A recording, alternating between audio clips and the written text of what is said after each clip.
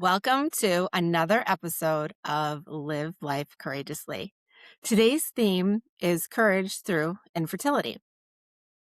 Camber, our guest for the day, is wife, proud mom of 5, nurse practitioner, and currently works as a PCOS coach, helping women reverse their PCOS symptoms through lifestyle changes.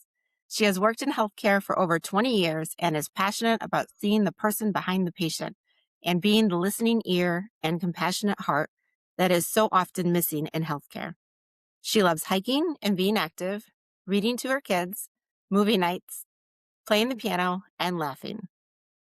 I personally spent 5 years of my career as a family nurse practitioner in women's health, and I have seen the pain, the frustration, shame, and abandonment that women can feel when they are going through infertility treatments and care of polycystic ovarian syndrome.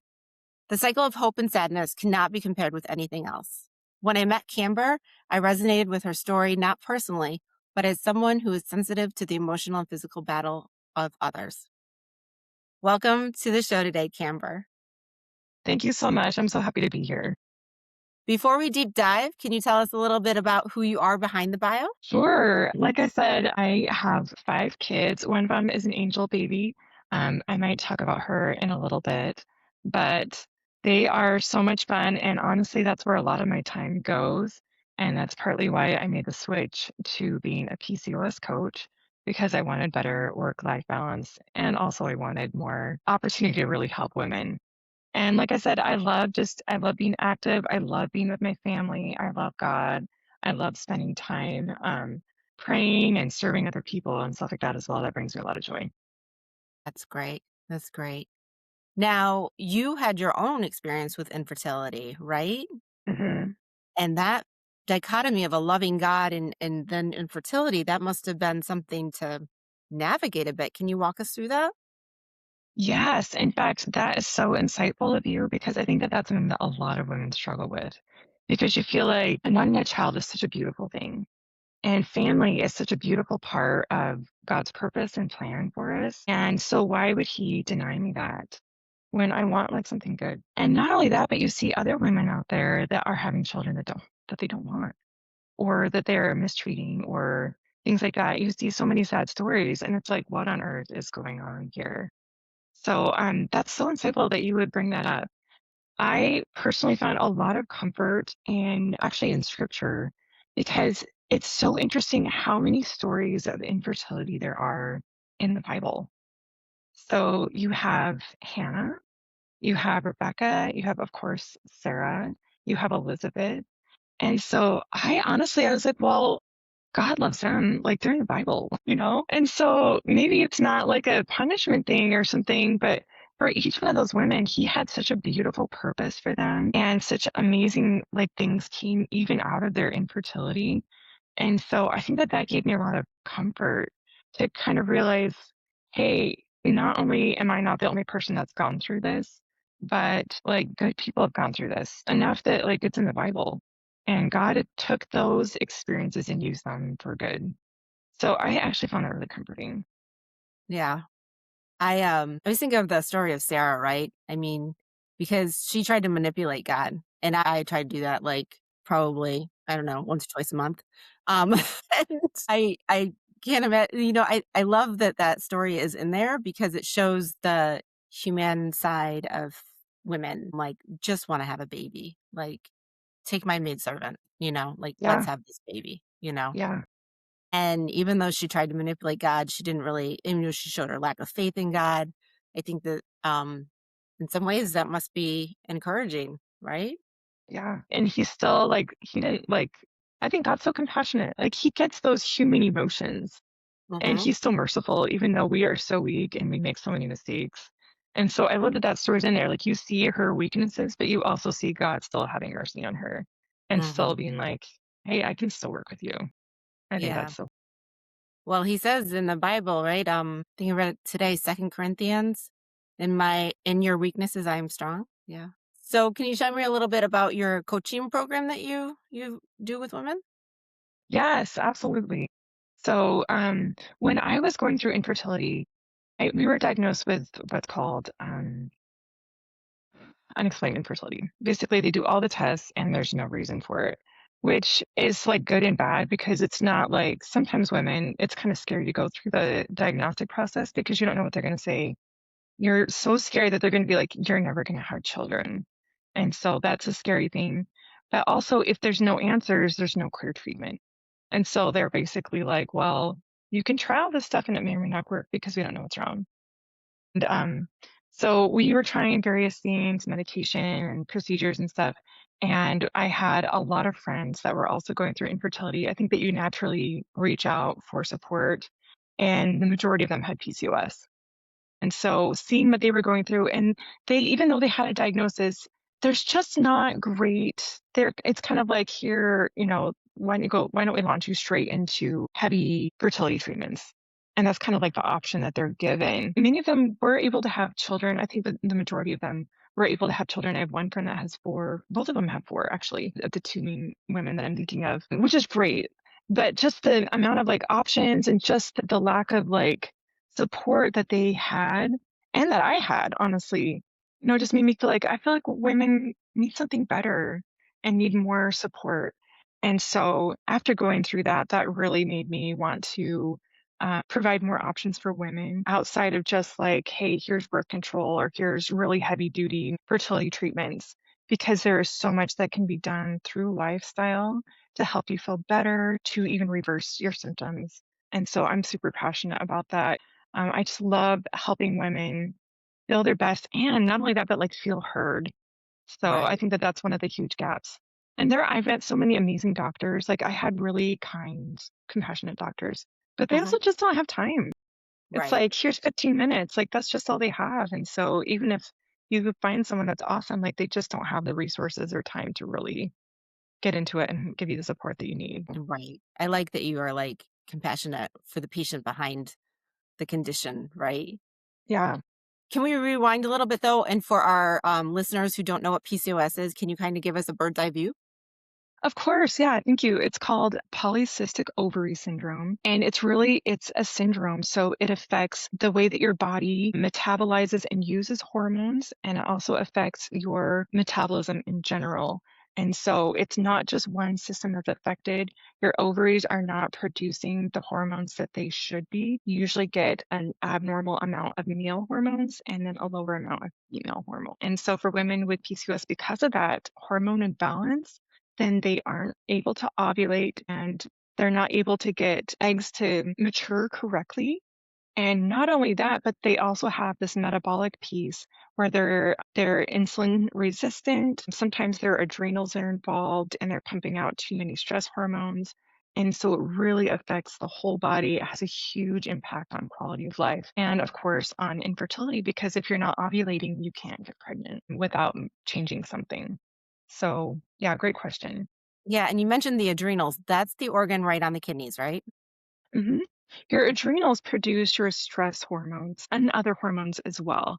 But when you're under a lot of stress or when your body is more sensitive to stress than usual, then the adrenals can be overcompensating. And sometimes women just end up in this constant state of fight or flight. And in our day, fight or flight is great. Like if there's a bear chasing you, you want all the adrenaline.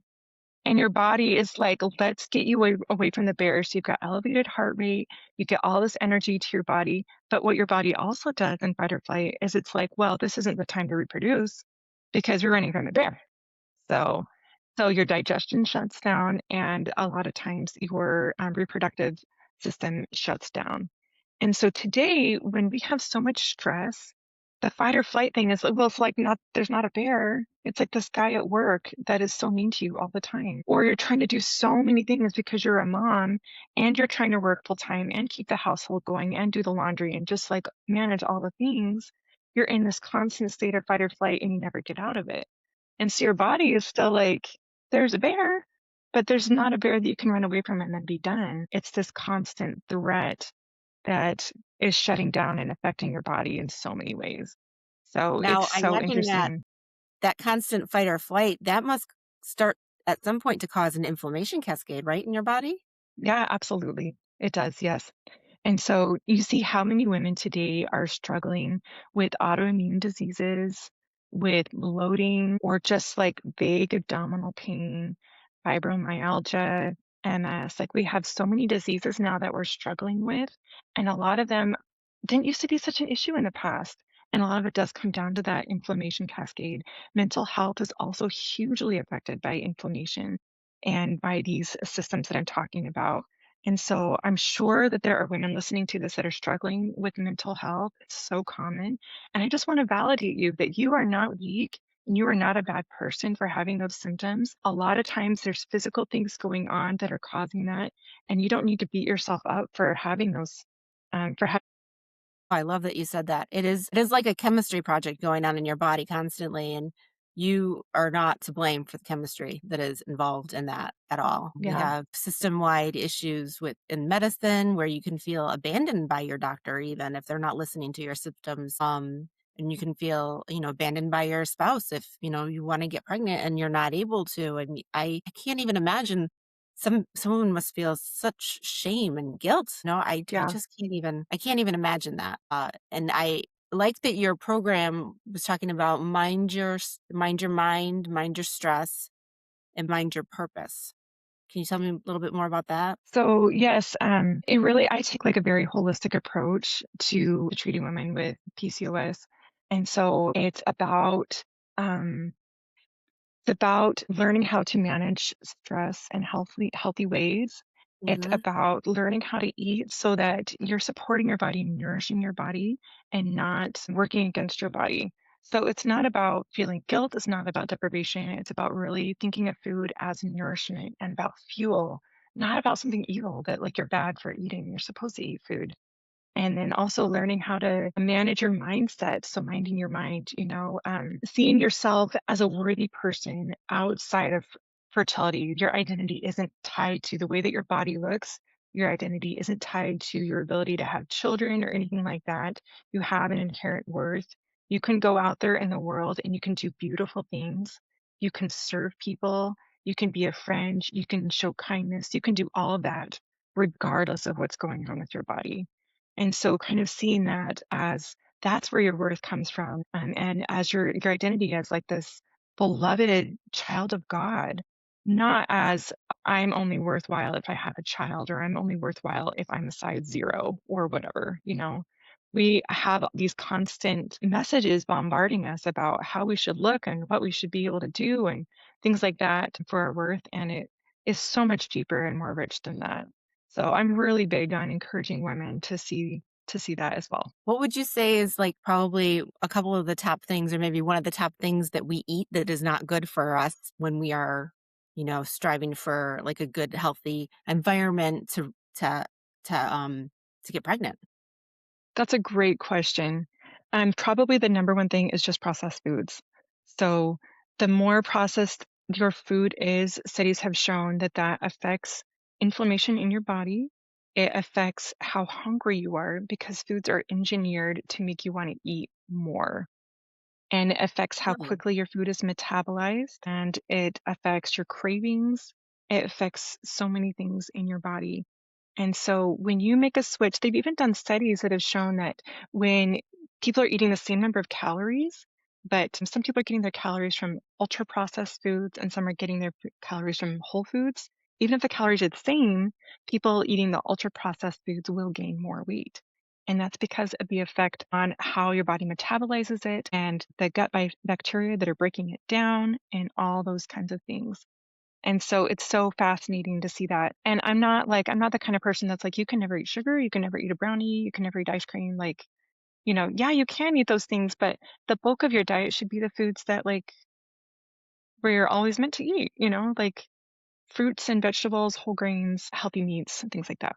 So, um, So a processed food, just for somebody listening who doesn't really understand it yet, a processed food would be more like bologna instead of turkey breast, right? yeah.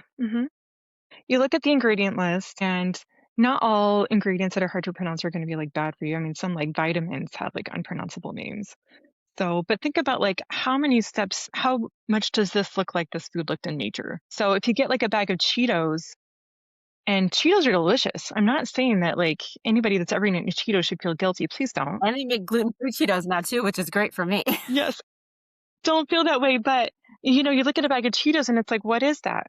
what is the food that you're eating? Do you even know? Like, I don't know. Like, I think that there's maybe some corn flour in there, but it has so many things added to it. It doesn't even look like a food that we would recognize, you know? Right. Whereas, like, if you're eating like an apple or like a chicken breast or something like that, you're like, okay, I know what that is.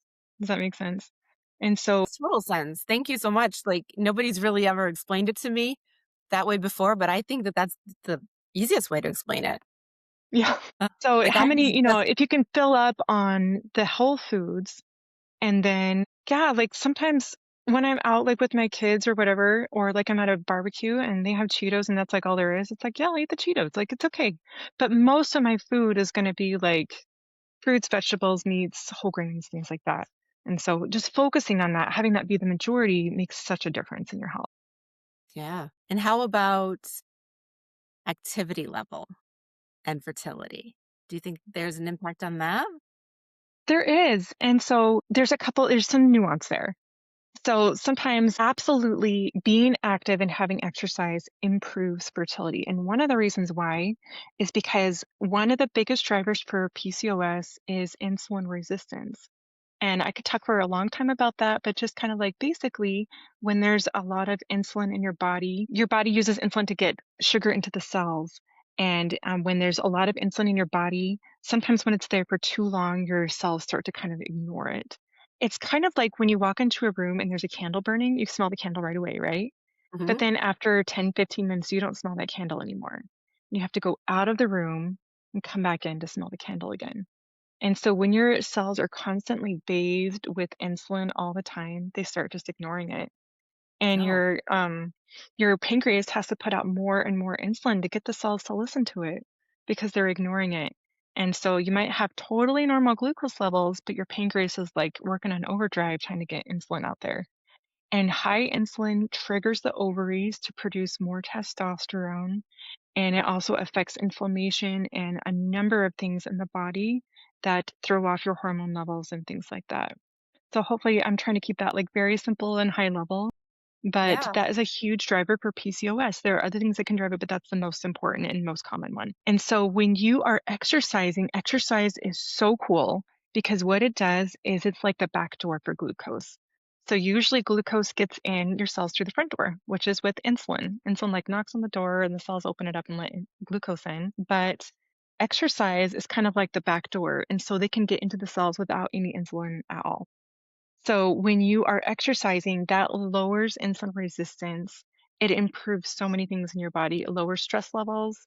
It lowers inflammation. It improves mental functioning. It helps you to sleep better. So when you're getting appropriate amounts of sleep, it basically like benefits every system in your body. It's amazing. So yes, if you are trying to get pregnant, absolutely, you should be moving. What you should not be doing is going gangbusters and over exercising and not allowing your body rest. When you do that, your body perceives it's kind of like the bear thing. It's like we are working super hard. I don't have enough energy to support a pregnancy. So we have to shut that down. That's why sometimes women that are elite athletes will lose their periods because their Right. body's like, I don't have enough energy to support a pregnancy and breastfeeding, which is so smart of our bodies. Like if you're in like a starvation situation, that's not a good time to have a baby because you don't have enough energy for a baby. That Right. baby needs so many more calories and stuff like that. And so if you are over exercising and overdoing it, you can actually adversely affect your fertility as well. So I recommend exercising almost every day, but sometimes that's just like a walk. I'm also a big fan of resistance training, like weightlifting, because that's also very beneficial for insulin resistance. And if you love running, run, but give yourself a couple rest days a week. Make sure that you're eating enough food and don't go crazy especially if you are not having regular periods or if you are trying to get pregnant. Yeah. What are some of the warning signs? Today's day, you can just go on social media and somebody will say something about a symptom that they had, and everyone thinks that, that's the Bible. And even though this might not be true or whatnot, but now that we have you here, you are a nurse practitioner, you are a scientist, you are have a lot of experience here. What would you say would be some of the warning signs that maybe you should talk to your doctor that maybe you do have PCOS? Great question. So the biggest thing is going to be irregular periods. That's like the number one trigger that is not across the board, but that's the number one thing. If your cycles are longer than 35 days, then that should be consistently. Everyone, you might have like a fluke. But if you're consistently having cycles longer than 35 days or less than 10 periods a year, then that's a good time to go talk to your doctor and start looking into it. Other ones that are really common for PCOS specifically are going to be things like really bad cystic acne, especially around the jawline, and also hair growth, which is so hard and embarrassing for women. But so many women have hair that they're having to pluck or shave, especially around like their face, sometimes on their body and things like that. And another one that's really hard cosmetically, and it's kind of ironic because you're getting hair sometimes like on chin and stuff like that, and then sometimes they'll start losing hair on their scalp. And so those are some of the symptoms that we'll see with PCOS, and those are caused by those high male hormone levels in the body from the hormone imbalance, those specifically. So if you're not having regular periods, 100%, I would go talk to your doctor. It might be PCOS, and there are other things that can cause it too. Sometimes it's a problem with high prolactin levels in your body. There's other things that can cause it too. So that was a great question.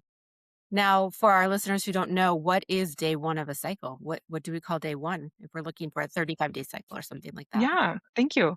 So day one is the day that you start your period. So if you have like a little bit of spotting here and there, sometimes women, especially later on in life, they'll have like some spotting before they start their period. So day one is going to be the day that you have like regular full period flow. So that's day one. In a normal cycle, typically you're going to have ovulation somewhere mid cycle around like day 14 is kind of average. And then usually after you ovulate, you're going to have about 2 weeks and then you'll start your period again. So if you're like an average person, 28-day cycle, first half of your cycle, you're preparing an egg. You're getting it all ready to go. On day 14, the egg is released. That's when you ovulate. And then in the second half of the cycle, that egg is going, if it's fertilized, then your body's preparing for that egg to be implanted and to start a pregnancy. And if that doesn't happen about 2 weeks after you ovulate, then you're going to start your period. So what happens in PCOS is in the first part, especially, your body isn't preparing the follicles correctly. You don't have the hormone support there. And so what happens is like you have like a bunch of little follicles that are trying to get ready, like a whole bunch of them every single month. Even in a healthy woman, a whole bunch of follicles are kind of like lining up and getting ready.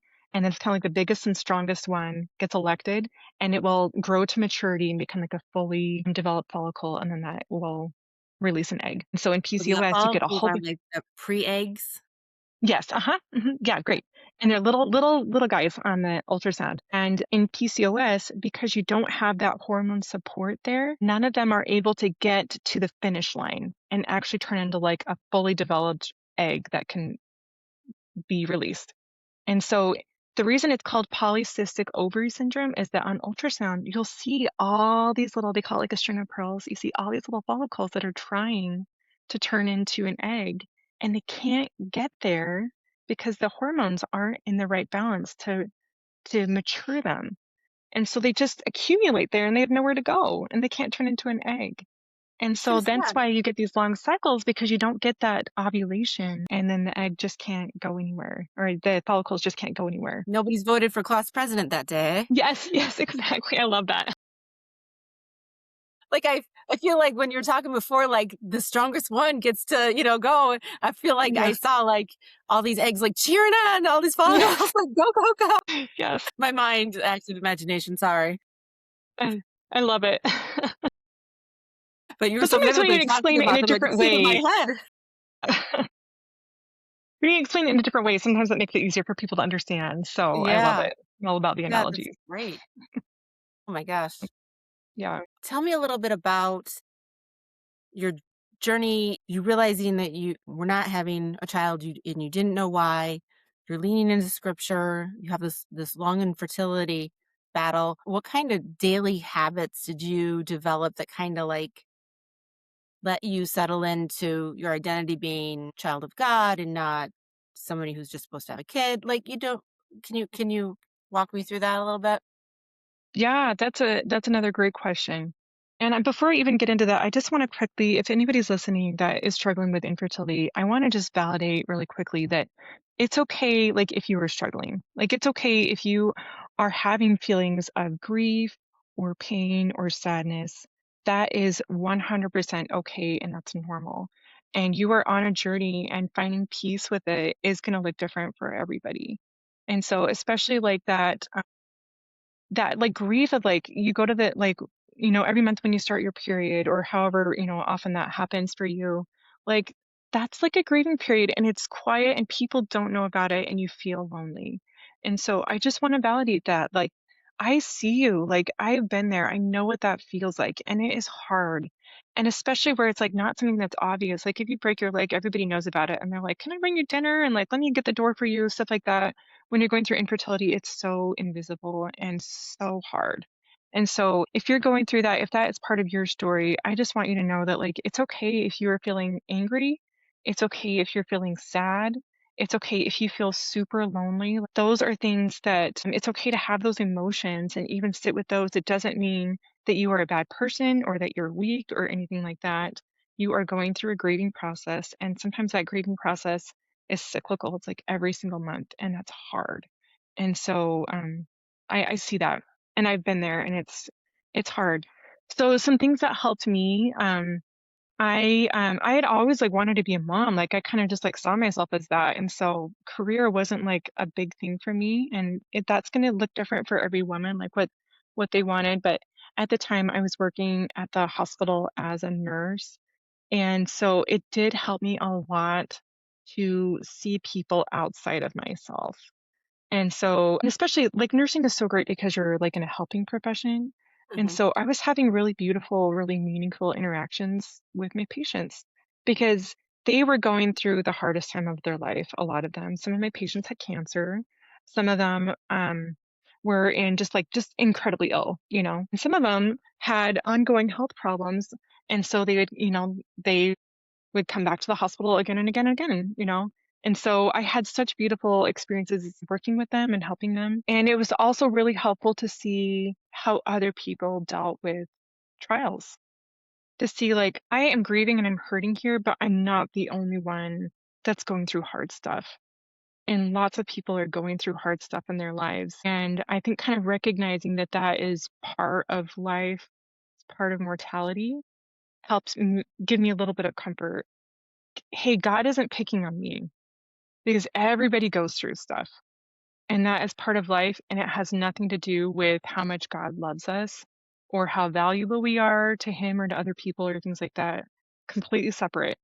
So that also helped me to just kind of like have that perspective of like, I'm not being punished, and this isn't like God being like, I don't like you, or you're not a good person, or you're going to be a terrible mom, so you're not going to have kids. Like it's not that. I don't know all the reasons why we go through the things that we go through, but I know that it is not a punishment from God, and everybody suffers things. And so I think also leaning on Christ and kind of realizing like, okay, like Jesus, no matter what I go through, Jesus went through more. So Yeah. like there's no level of suffering that I'm going to reach that's going to beat him. He's always going to be more. And so you look at Jesus and it's like, well, like, he didn't go through stuff because he's bad. So, I think that like separating like pain from like punishment is really important, you know? Yeah. I And think that's so, so insightful for you to say that. And it's just, I mean, and this was years ago, so you were younger too, and to be a yeah, young nurse, to be a young nurse and to be that insightful. Like, hey, yeah. like everybody around me is suffering. This is what I'm carrying right now. That's very insightful. Well, and I also have like I said, before, like if you're going through a hard time, like sometimes when you're going through stuff, it takes some time to like process things. So I wouldn't say that like on day one, I'm like, yeah, I've got this all figured out. But, with time, it's helpful to look back, and also, as I'm going through it and like learning things and studying and stuff like that as well. I had a daily habit of prayer, a daily habit of scripture. So I'm in the scripture every day, and I'm also talking to God every day. And those two habits are such a huge anchor to feeling like you have a relationship with God, feeling like He sees you and knows what you're going through and will help you. So I also feel like He put people in my life to help me. Like I mentioned, and this is always like a two-edged sword when you are infertility. Finding other people that are going through infertility is really helpful. The tricky part is that when they get pregnant, and you're still not pregnant, that can be hard. And it's Yeah. okay that that's hard, you know? And I was super happy for them because, like, I knew that they had to, like, pay the price for their babies. Like, I'm so happy for them.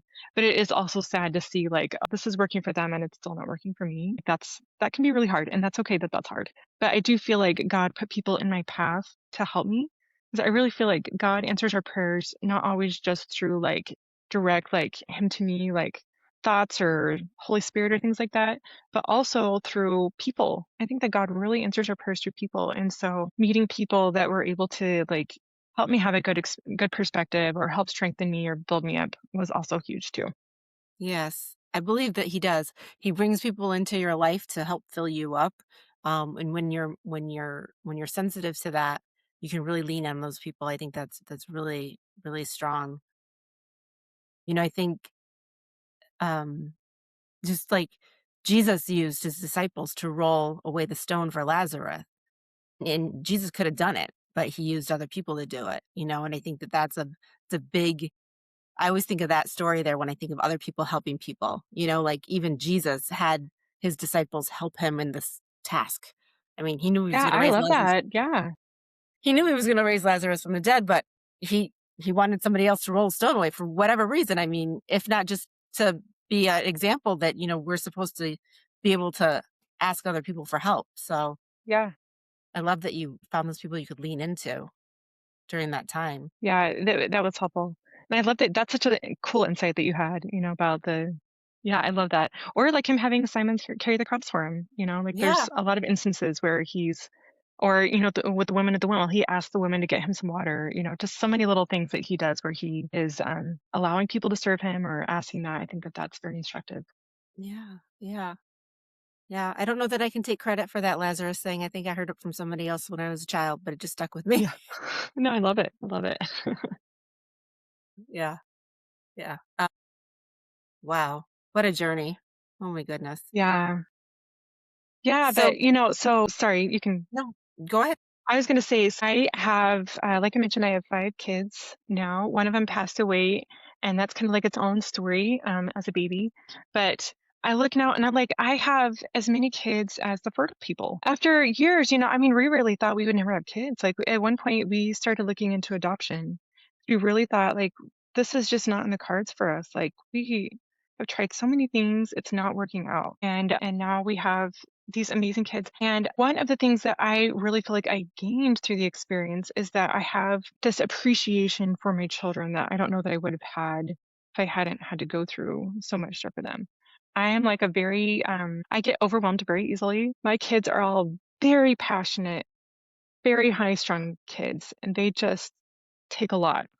And I am regularly shown my weaknesses. As a mom, I feel very inadequate sometimes to raise these amazing, beautiful, passionate kids. I love that And word, passionate. They're so yes, passionate. yes, they That are. means hyper, right? Yeah, and hyper and strong-willed. Yeah, and Oh, hold on. Hold on. Oh no. We'll get you back. Hold on. A refresh, then rejoin from a regular browser. All right. okay, can you hear me? We're Okay, good. phew. Okay, Awesome. Awesome. Yeah. So passionate children. yeah, yeah, they're very passionate, very strong-willed. Very, it's never boring around here. No one's ever calm. I mean, that's an exaggeration, but yeah, but and so even though I feel very inadequate sometimes, like I'm also just like so grateful. Like I just can't believe that I have kids. That's amazing. That's amazing. And it's amazing that anybody has kids. Like it's amazing that it works at all. So I think that being able to see that and have that like kind of extra perspective and also just like I think anytime you go through something hard, it's just gonna like you're gonna have more humility because you're gonna be like, I don't have control over my life. I don't have control over things that happen to me and I Yeah. can't tell God what to do. We Like try, I think right? that, yeah, I think kind of recognizing like our human frailty and just our like dependence on God is helpful no matter what it is that we're going through. So, Oh Um, yeah. definitely like some beautiful things can come out of it as well. Yeah. That's it's quite a testimony. How old are they now? Your So kids? my oldest is 13 and my Wow. youngest is 4. Yeah, so we're in a like very busy time of life right now, but it's a lot of fun. I always liked it when they get to 4. My children are 25 and 22 now, and I remember waiting for my youngest to be 4, and when he was finally 4, I felt like I could take a deep breath. Yeah. 'Cause once they get to that Yes. stage, we're like, "Okay." Yeah. Like, they can talk, they can walk, they can go to the bathroom, they can dress themselves. Like, so many of the, like, just really difficult, like, phases of babyhood have kind of, like, they've matured out of, so and they're Yeah. hilarious. 4-year-olds are hilarious. They're so much fun. They say that the funniest Yeah. things at the most inappropriate times. Yes. I remember we were almost kicked out of a restaurant once. I was like, before, I'm like, he said it, not me. Yeah. Out of the mouths of babes. Yes, yeah. So, Camber, where can our viewers find you, find your resources, find more about you? We'll put it all in the show notes, but what would you like them to hear from you? Yeah, so I have a website that's camberhess.com. My first name is weird. It's Camber, and my last name is Hess. So camberhess.com is just my website. And then I'm also on Instagram and TikTok. Both of those are just under at Camber Hess Wellness. So pretty easy to find. I have an unusual name, so it's not hard to find me on there. And are you currently accepting new clients for your coaching program? I am accepting a limited number of clients, yes. And I'm working on a kind of a mini program that will allow me to accept even more clients at a time because I just want to be able to offer my program at different price points so that many people can afford it and also get as many people the resources and support that they need. So, yeah. That's awesome. Thank you so much for sharing your time with us today and your testimony. I really appreciate this time that we had to talk together. And I also thank you, dear listener. I know there are a lot of podcasts that you can choose from, and we are both honored that you are here listening to us today. I will place all the information she talked about in the show notes. And remember to subscribe, like, and share. We also love reviews. And join us next time as we speak with Lori Beard, clinical hypnotist, life coach, and dynamic speaker, as we discuss courage in parenting teens. Until next time, live life courageously.